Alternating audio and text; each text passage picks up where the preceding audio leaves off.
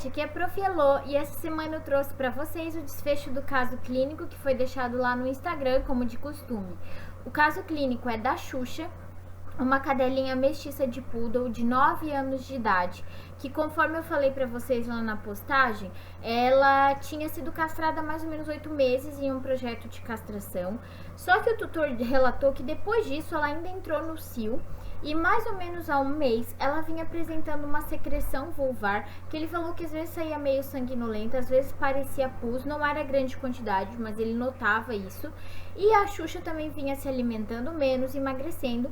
E já no exame físico eu pude notar um tumor de mama gigante, que segundo o doutor ela já tinha mais de um ano. Quando ela foi castrada ela já tinha aquele tumor. Nos últimos tempos ele disse que cresceu um pouco mais, além do que ele já era. E basicamente era isso no exame físico. Ela estava um pouco desidratada, esse tumor de mama muito grande, e deu pra ver a secreção purulenta quando eu abri a vulva dela. Vou deixar uma foto aqui pra vocês. Bom, então aqui tá o tumor de mama da Xuxa.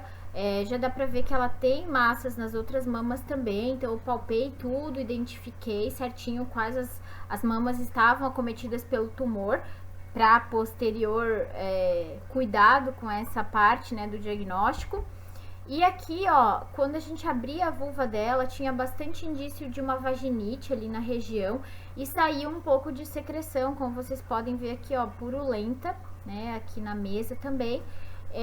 E era isso que o tutor tinha notado em casa. Às vezes em casa ele falou que ela saía meio sanguinolenta também. Então aqui já me acendeu uma chave na cabeça, né? Alguns diagnósticos.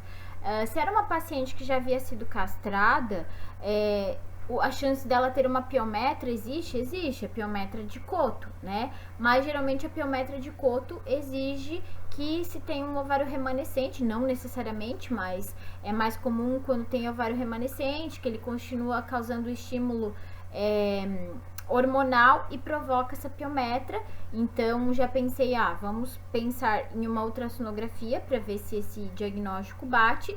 E também coletei exames de sangue, já que ela estava bastante prostrada, deixando de se alimentar, para ver como é que estava a função hematológica e perfil bioquímico dela.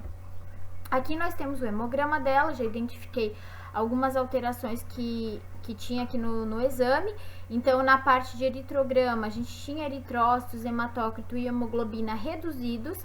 E esses valores eram, essa anemia, né, já caracterizada como uma anemia aqui, era normocítica normocrômica, então muito provavelmente era uma anemia arregenerativa. Não fiz reticulócitos nesse caso aqui, sei que a gente precisa, né, para identificar melhor, mas como era uma paciente que tinha aí um quadro de doença crônica, porque já vinha há um mês se desenrolando, o tumor de mama ele relata que ela já tinha muito mais tempo, então essa anemia pode ser de cunho de doença crônica, né? E nós temos no leucograma uma leucocitose por neutrofilia. Essa neutrofilia é por aumento de segmentados, mas também por aumento de bastonetes, como vocês podem ver aqui. Então, a gente tem uma leucocitose com desvio à esquerda regenerativo. E além disso, aqui nas observações, ó, nós temos presença de neutrófilos tóxicos e basofilia citoplasmática. Isso são características de células jovens que são jogadas na corrente sanguínea com algumas organelas ainda. Então, elas não estão totalmente preparadas. Significa que a medula não está dando conta de jogar apenas células maduras e ela joga células jovens também. E nós temos também uma linfopenia, ó, linfócitos reduzidos. Então, além do processo inflamatório, eu trouxe até aqui uma tabelinha para explicar melhor. Nós podemos ter duas respostas leucocitárias acontecendo ao mesmo tempo. A primeira seria a resposta inflamatória, né? A resposta dos leucócitos frente à inflamação, quando nós temos um desvio à esquerda, temos células jovens sendo jogadas. E a segunda seria a resposta a esteroides, que acontece quando a gente tem um processo crônico, por exemplo, como nesse caso aqui, pela liberação de cortisol. Esse cortisol ele provoca a apoptose de linfócitos, levando à linfopenia. Em situações onde não existe uma inflamação associada, geralmente essa resposta ela se manifesta apenas pelo aumento de neutrófilos maduros, neutrófilos segmentados e redução de linfócitos. Mas nesse caso, como a gente tinha uma inflamação também associada, Ele apareceu como uma leucocitose com desvio à esquerda e linfopenia. Então, seria uma inflamação associada à resposta a esteroides, né? O que explicaria o que está acontecendo aqui nesse hemograma no momento. E aqui nós temos o perfil bioquímico da Xuxa. O que me marcou mais nesse perfil bioquímico foi a azotemia, apesar da gente ter aqui um aumento discretíssimo de fosfatase alcalina, que eu nem levo em consideração nesses casos, porque a fosfatase alcalina, só de você soprar no cachorro, ela já aumenta, né? A glicose tá com 3 dígitos, mas não foi coletada em jejum. Ela tava em anorexia, mas aquele dia o tutor disse que deu uns pedacinhos de carne para ela, ela tinha comido um pouquinho, então quer dizer, poderia estar aumentando a glicose por isso, né? Ter esse valor aí de 3 dígitos. Não está aumentado, mas é que geralmente em jejum a gente tem valores de glicose um pouco mais baixos. A albumina também está um pouquinho reduzida, é algo que a gente tem que acompanhar nesses casos, né? Mas não era assim, não estava tão baixa assim, apesar de estar baixa. Mas como eu disse, o que me chamou mais atenção foi a azotemia. Ureia e creatinina discretamente aumentadas, mas estão. Então aqui o ideal sempre é fazer a urinálise para a gente ver como é que está a densidade urinária. Nesse caso aqui, eu não fiz no pré-cirúrgico dessa paciente, fiz só no pós-cirúrgico, o que não foi correto, deveria ter feito. Mas as minhas suspeitas para essa azotemia seriam pela desidratação, então uma azotemia pré-renal, ou então uma azotemia renal em decorrência de deposição de imunocomplexos, uma vez que eu falei que a principal suspeita seria uma piometra de coto uterino.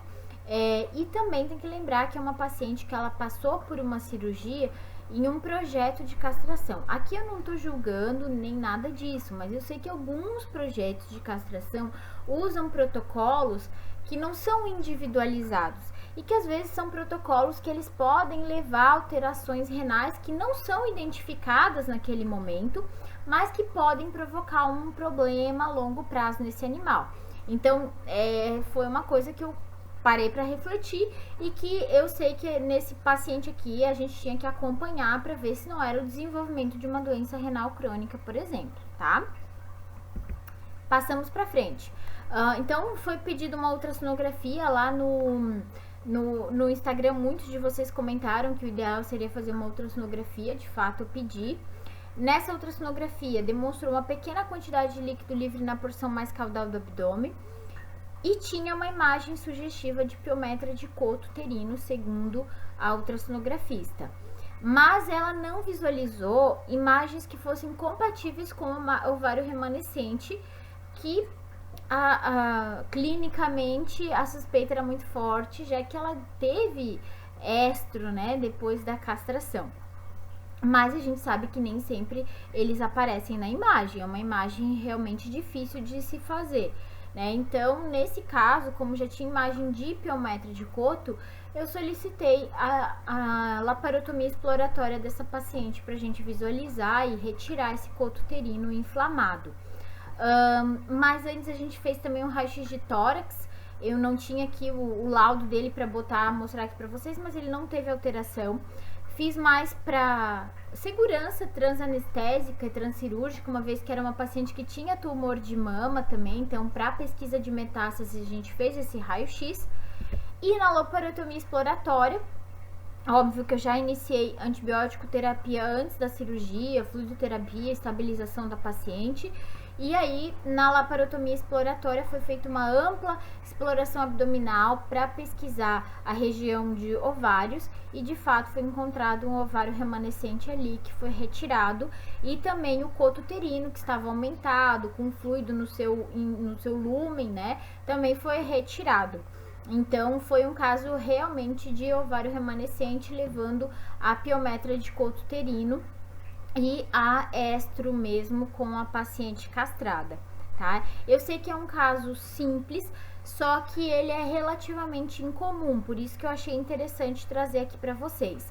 No pós-operatório, essa paciente se recuperou super bem, eu repeti ureia e creatinina, ela já tinha voltado a valor normal, fiz urinálise, não tinha alteração nem de densidade urinária, nem de outros parâmetros. E depois dessa cirurgia aqui, ela ainda fez mais 2 cirurgias que foram as mastectomias, né? Então ela fez a mastectomia lateral radical daquele lado onde tinha um tumor maior e depois do outro lado também. Ela realmente tinha um carcinoma mamário, né, que foi identificado no histopatológico. Mas o que eu achei interessante trazer aqui para vocês foi o caso da piometra de coto, que eu peguei pouquíssimas até hoje na minha carreira. Então eu quero que vocês contem aqui pra mim se vocês já pegaram algum caso de piometra de coto, de ovário remanescente, como é que foi o desfecho do caso pra vocês e se vocês acharam interessante também. E nós nos vemos nas próximas semanas. Beijo!